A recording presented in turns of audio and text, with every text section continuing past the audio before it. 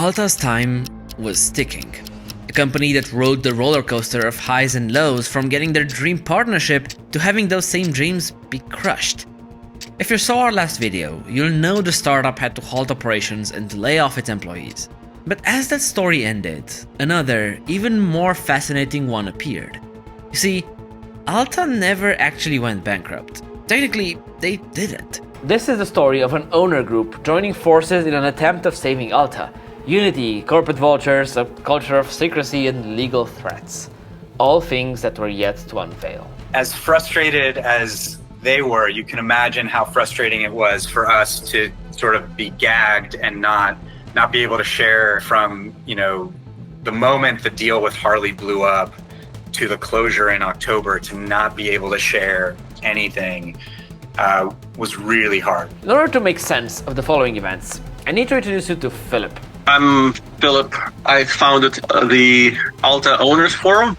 I've been running this forum since 2018. Look, for the owners, there was still a sentiment of hope. Initially, they didn't think Alta could go bankrupt, as someone had to want to buy them out. It was a deal too good to pass, right? Philip was convinced that, as time went by, Alta's price would drop lower and lower, thus making it more and more irresistible for competing motorcycle manufacturers.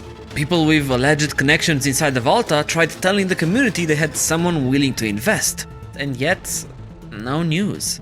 Leadership of Alta, they were secretly telling us that we have people wanting to buy it, everything will be fine, the owners will change, and then Alta Motors will keep operating.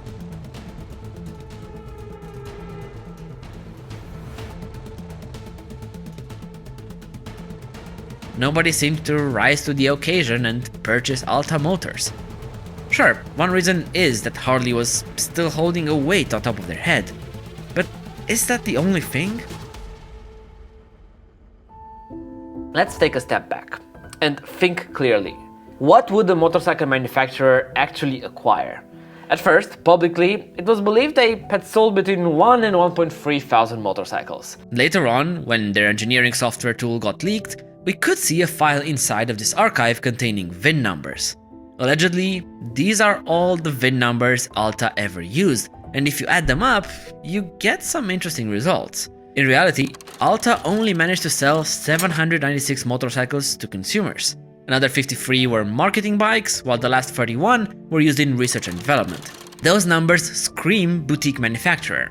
If you think about it, every Alta dealer sold, on average, less than 10 bikes. Sure, many of these dealers were recent signups, but still. And then you look at the books. Alta was selling these units at basically zero margin.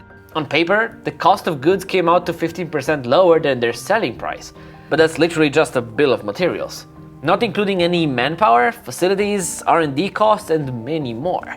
Now, one critical aspect you also need to understand is the bike generations. Their first motorcycles are the Gen 1s. Later, those got updated, and they were working behind the scenes on their Generation 2. This latest generation was never sold to the public, but was going to be the entirety of Alta's future. In reality, this Gen 2 IP was the most precious asset they owned, their moonshot. With that being said, when they introduced the first generation updates, they had to clear off the old inventory. For those old bikes, Alta was losing between $1,000 and $1,500 a unit. The updated bikes came with a big increase in demand, but even for those, their bill of materials was $8,500. Add assembly costs, shipping, and fees, then you get to $9,600. Now, their wholesale price to dealers was $10K. That's Alta making a couple $100 per unit before any taxes, labor, literally any other cost. Basically, my point is, any buyer would get a company in its infancy, a company that promised a lot and that had a bright future ahead. At that time, the status quo wasn't all sunshine and roses. And remember, this was before the EV bubble.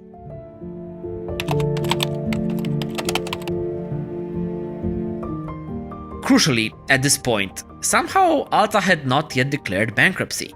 They just halted operations. But on the 25th of October, that all changed.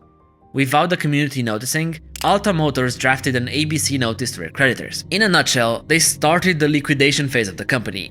Faster Inc., the company behind Alta Motors, assigned its insolvency to Faster Inc. ABC, entity managed by a financial firm called Armanino. What this notice basically did was, it let all of Alta's creditors submit claims against the company by a certain date. But its customers had no idea. As time went by, the community's attitude changed. Optimism quickly transformed into a scramble to hoard spare parts and tools necessary to keep their machines going. People were making lists of items to order from Alta to hopefully build a little stock for the community.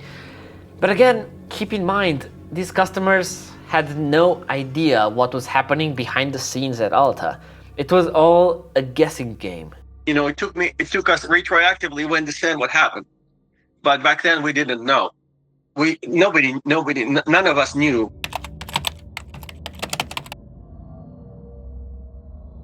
Going on here. Gentlemen. Oh, new toy. A YouTube video got published where it's shown that EV West, company dealing with electric vehicle conversions and parts, managed to acquire 10 pallets of batteries. With this shipment, they also show off a new Alta motorcycle. But eagle-eyed viewers spotted something strange. The pallets of batteries had one customer name on them.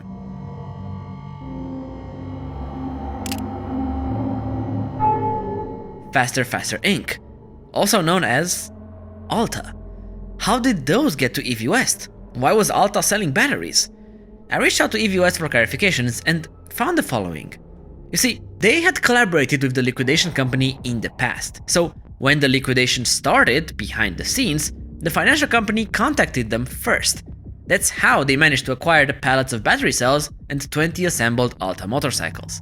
A few days later, the community finally finds out about the ABC notice. Even so, technically, Alta never went through a bankruptcy. And this distinction is extremely important. Let me show you why. So, in the US, there are multiple ways to deal with closing a company. You could go through corporate dissolution, which basically simply means closing down a company. That works, assuming you don't owe anybody money. That was not Alta's case. You could go through a Chapter 7 bankruptcy.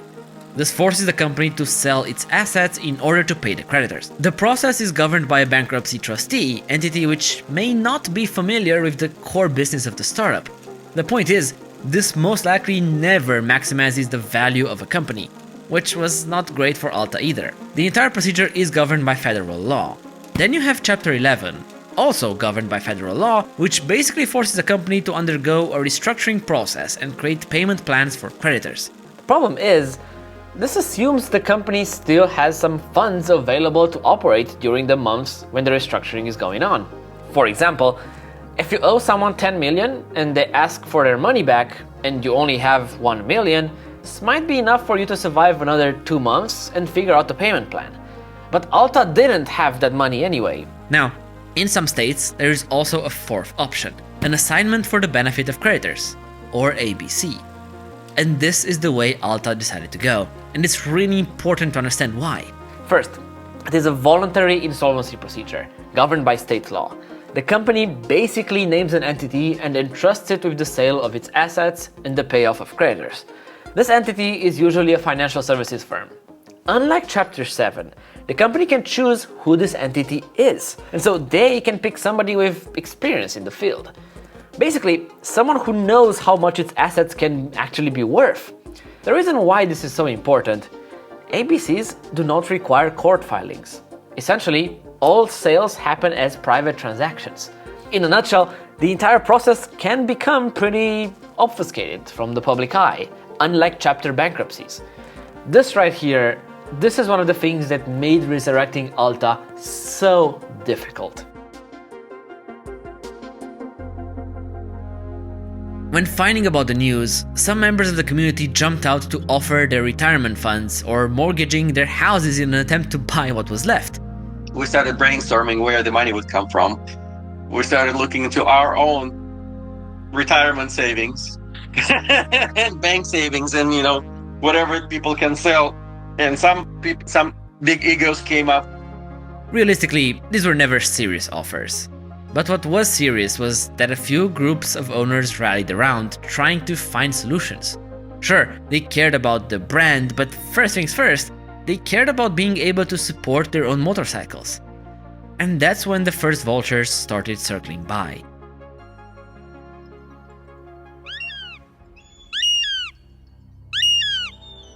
Look, people realized that ultimately Armanino, the liquidation company, wasn't going to represent or even care about the owners. And why would they? That's when a forum user, who we'll call Mr. R, created an interesting post. Here, he was encouraging other riders to unite and sign a petition trying to force Alta to go into an involuntary bankruptcy. So he wanted the owners to file a class action lawsuit to expose all the inner workings of the company. The whole point of this was trying to expose the liquidation process to the public and somehow put the entire company up for an open auction. He tried convincing the rest that this was their best option. But some individuals had their doubts. You see, not everyone believes that Mr. R's intention aligned with theirs. Mr. R, his lawyer, and the group of forum moderators gathered on a call, and that's when his identity got confirmed. Back when they first started, Alta had 3 dealers, 2 in North America and 1 situated in Israel. Well, this Mr. R was nobody else than the Australian dealer himself, a man who had more skin in the game than the rest, but also a slightly controversial figure. Tudor from the future here, I need to issue a small correction. You see, that's what the community thought. They thought that this Israeli guy was the 3rd official dealer for Alta, but after talking to Marc, it seems that he was never an official dealer. They had no official connections. Any sort of imports he made were mostly grey imports. Community thought he was official, but apparently he wasn't. He had no official connection or tie to Alta. It seemed like he was trying to gather the community's backing in order to make his lawsuit more credible. But the problem is, a lot of the forum members didn't really trust his intentions. Allegedly, he wanted the company while not caring much about offering retroactive support. Long story short, after the call, the general consensus was that their intentions didn't fully align, and so this owner group decided not to follow along in the class action. The meeting with Mr. R didn't lead anywhere productive, but it raised a good point for Philip. If they wanted to get involved one way or another, they had to at least get a lawyer. They needed to understand what their options were, and in their search, they stumbled upon some interesting facts. Only now did they learn about the actual number of units Alta had sold. They also just realized the amount of funding they had received, but also their debts. This is the time they also found out that the bikes were being sold at a loss. And finally, he also found out another thing. The first sale deadline had already been postponed once. The cogs were in motion and they weren't waiting for anybody. If they wanted an option of saving Alta, they had to act fast. The community rallied around and managed to raise about $2,500, the initial flat fee for a lawyer of their choice. After their first conversations with the lawyer, the group managed to gain more intel on the situation. Apparently, there were 2 potential buyers. One wanted to revive Alta, keep the legacy alive. The other just wanted to shut it down and get their hands on the assets. They also learned of the time crunch, as Armanino really wished to end the sale by the end of 2018. The liquidation company was receptive to the idea of a third-party service company buying some necessary tools and parts, but there was nothing set in stone. No hard yes, no confirmation. We never actually received any information about, those deadlines officially. So we had to kind of work around through other people. Then the information they were given was confusing. One day the liquidation firm would tell them to speak to former employees, just to come out a couple days later to say that was impossible because of the NDAs in force. Philip and the group were basically trying to negotiate with a deaf auctioneer. You could say that Armanino didn't really care about his owners. I mean, they told the group there were 2 buyers, but they never told them who those buyers were. They had to go through middleman after middleman just to communicate, when the owners had an actual interest in purchasing tooling and assets. But to me, it seems like they were never taken seriously. If you thought the situation was a complete cluster, you would be right. And after meeting with some people closer to Alta, Philip came to the same conclusion. At one point, there were multiple smaller entities trying to bid on small bits of Alta. But with that, Armanino was in no rush to part it out. And look, I get it. We didn't know about that. We thought they were looking for new buyers. Parting it out might have been beneficial for these small entities and the owners, but remember, Armanino was in the business of satisfying the creditors. What I mean by that is their interest was to raise as much money from the asset as possible. The problem is, if you start parting out the dirt bike manufacturer, you drastically reduce the value of the core business. In a nutshell, if a big buyer wanted to acquire it all, they wouldn't want pieces of the company to be missing. That's most likely why the sale deadline kept being delayed. But then, Philip finally learned a crucial aspect. He got to find out the identities of the buyers. One was, as expected, BRP. But the other was a person, and we'll call him Mr. B. And then, again, no updates, no news, just silence. If you're getting frustrated with the story, imagine being in the middle of it.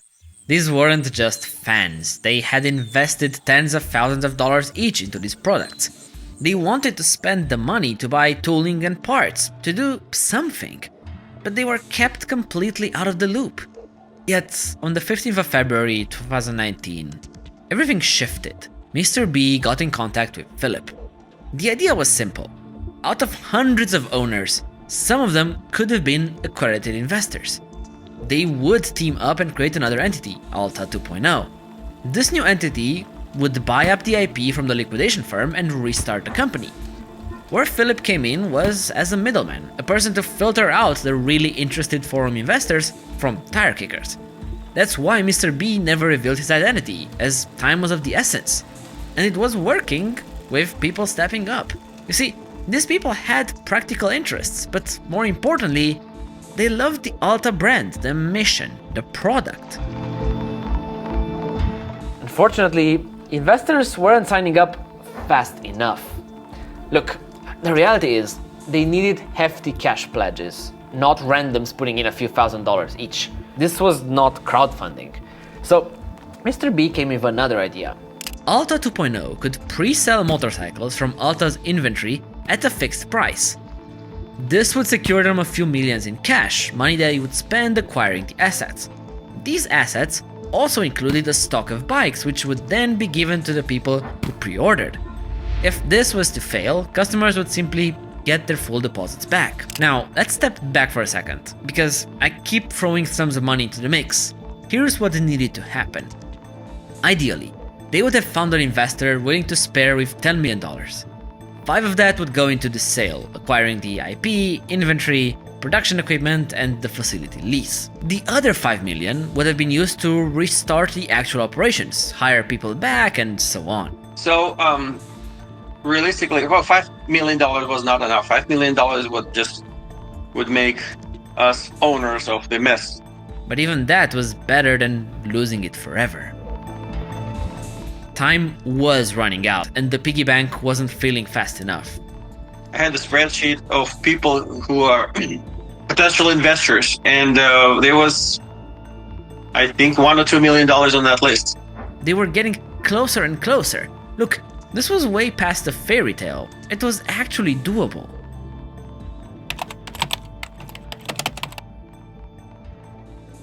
Philip puts out a post saying they needed an extra $3 million or they were going to lose Alta forever. If any investor had been lurking in the shadows, doubting this attempt, now was the time to come out. They were days away from losing it. They had half the money, they just needed the other 50%. This entire Mr. B situation sounded a little odd to me. Who was the guy? Why trust him? I didn't understand it, and neither did a lot of the people involved. That guy had a few $1 million of his own, I think, maybe not. I think he just wanted to be CEO, or he wanted to be like he actually thought maybe he had other connections. He potentially could get investors, but I don't think he had his own money, as I later found out. Ultimately, Philip was never sure of his real intentions, on why he wanted to acquire the company. Or how. Was Mr. B a scam artist? No. The truth is, Philip had another suspicion on why Mr. B's identity was kept secret. because he was a friend of the founders. He was friends with maybe one or two of them. So if his identity became known, that person would be under suspicion that they're leaking information to him, bypassing the NDA agreement. I think that's the reason. If his identity would have been public, that founder could have been suspected of bypassing NDAs or leaking information related to Alta. While this never happened, accusing somebody is free of charge. Mr. B didn't want to protect himself, but his founder friend. Up until now, this side of the story has mainly been told from the community's perspective. But if you switch it up,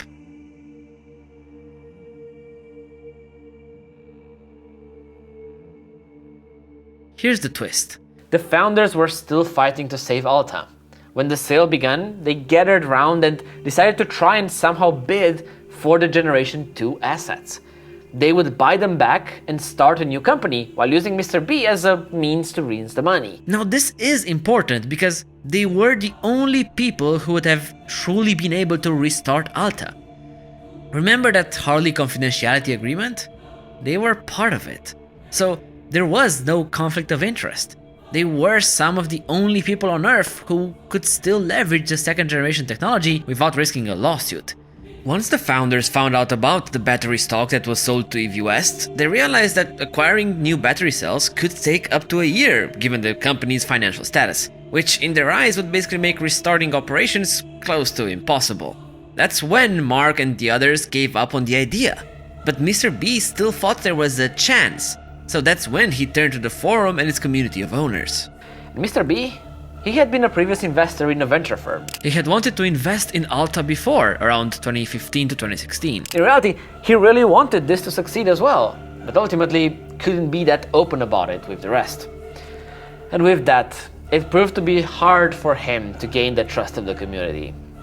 Understandably so. Personally, I don't think anyone could have done anything different here. If the community knew more, if the liquidation company had treated them seriously, if the NDAs weren't as restricted, if the lawsuit threat wasn't hanging above everyone's heads, then maybe private investors wouldn't have been so scared. Maybe people would have stepped up. So many ifs and maybes. Ultimately, the NDA's triangle worked, and they never managed to submit an offer. The time was officially up.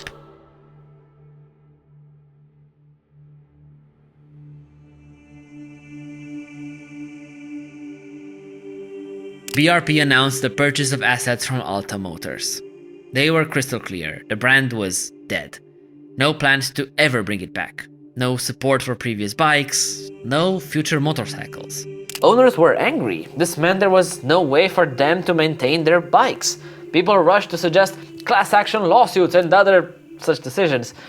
Ultimately, there was nobody to sue. Alta was done. That was it. And on the 3rd of April, the liquidation company released a statement. All valuable, sellable assets were gone. The first revolutionary electric dirt bike, gone with it. Not because it wasn't good enough, but because it ran out of time. So far, you got to see the public version of events. Things that went down in forums between community members. But there is another side to this. A side that was never public. Well, not until now. First of all, we need to understand exactly who got what out of this. The liquidation company initially sold battery cells towards EV West without consulting with Alta's leadership. In turn, this made restarting operations by anyone close to impossible, as negotiating a new battery contract with Sony could have taken up to a year. When the Alta leadership relayed this information back to the liquidation company, they realized they had made a mistake. At that point, the only thing left to do was part out the company and sell it for scrap.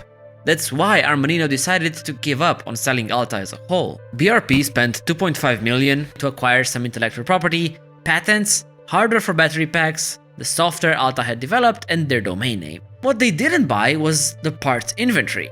That was acquired by Liquid Performance, a Michigan-based company. They got their hands on the remaining parts and ever since have been reselling them on eBay back to the owners. Then you have the aforementioned EV West, who got hold of batteries and a few completed bikes. Finally, you have Harley Davidson, who got nothing. The obvious question from here is, did Harley then turn around and buy the assets of Alta? Because they didn't have any of our IP under the partnership agreement. So they own nothing, but they still want to build their next generation live wire. And now these assets are available in a fire sale. This is the part that made no sense to me. During this sale, Harley could have easily swooped in and paid $5 million for it, for the bargain of the century, even cheaper than their initial sleight of hand offer. The obvious elephant in the room is, why did Harley not bother buying anything? My best guess is they had announced, even though it was unofficially, it was like pretty much public knowledge, they had claimed, hey, we stepped away from Alta. We fired Alta. We don't want anything to do with them. That was their press release talking point. I think if they had turned around and bought the Alta assets, everyone would have known what had actually gone down, right? Also, this could possibly expose them legally, possibly make Alta's founders eligible to sue them.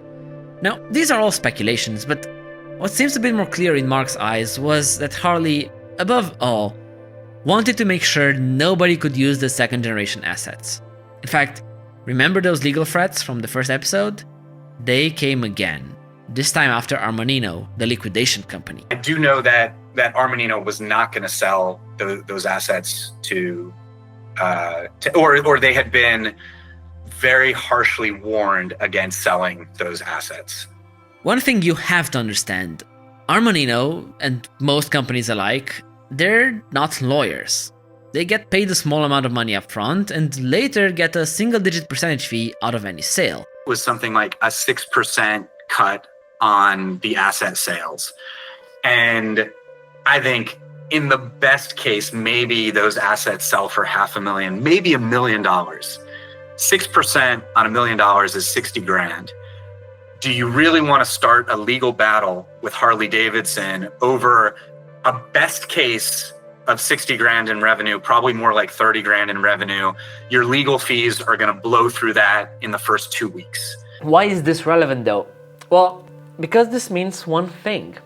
Armanino decided not to sell the second generation IP. The IP that was going to serve as the baseline for Alta's future. The thing of actual value. The Generation 2 assets, all that technology, all those plans just sat in limbo and in fact continue to sit in limbo. They're sort of archived like the end of Indiana Jones' Raiders of the Lost Ark. They're just buried in the digital warehouse somewhere.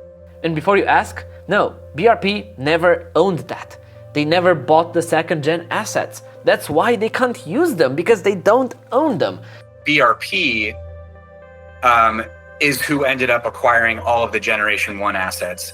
Now, yeah, but they only bought Gen 1. I actually had approached them in 2022 or 23 about going back and acquiring those, and all of it was still available, was still in the digital warehouse. Actually, sorry, not all of it was available. The majority of it was available.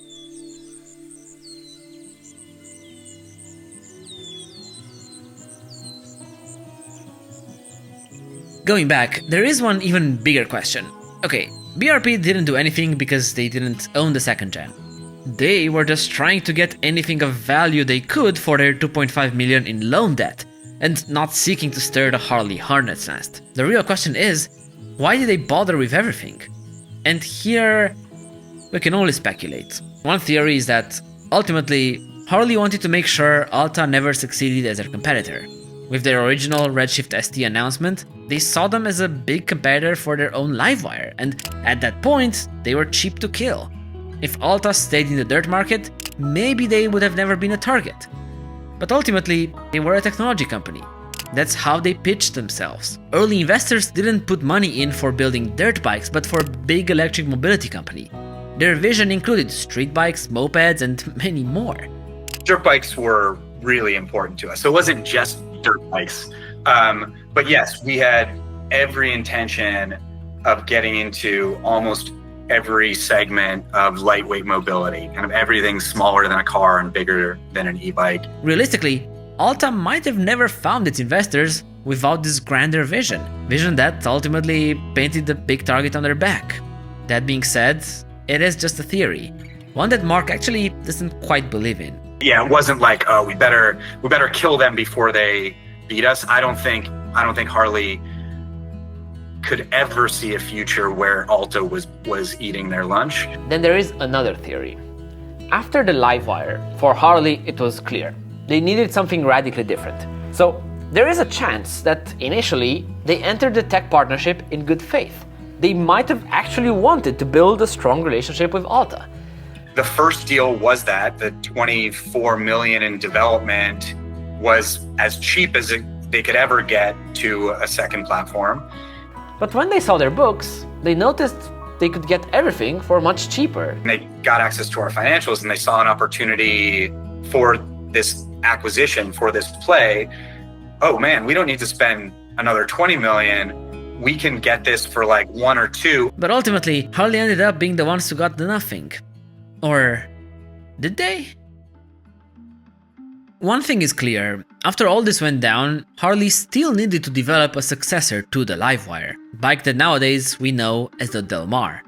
When launched, their CEO kept reinforcing the idea that the bike was built and developed from the ground up by Harley Davidson themselves, in-house. It advertised 110 miles of range, 80 ponies on tap, and at a much better price, $17,000. Okay, still really expensive, but after the Livewire pill, this somehow managed to sound reasonable. This is where I have to be careful about how I phrase things. The Del Mar bears every resemblance to the bike that we were developing. It uses the battery architecture, it uses the physical battery architecture. It looks like I can lay up drawings, our engineering CAD and our concept sketches from early 2018, and it is almost 1-for-1 over the Del Mar. I do think they made some changes. I think our original bike had a smaller battery, also had a vastly lighter weight. That's why Marc went back in 2023 asking Armanino about those assets. Personally, I'm not saying or accusing anybody of anything, and neither is Marc. All I'm saying is that I think everything is possible.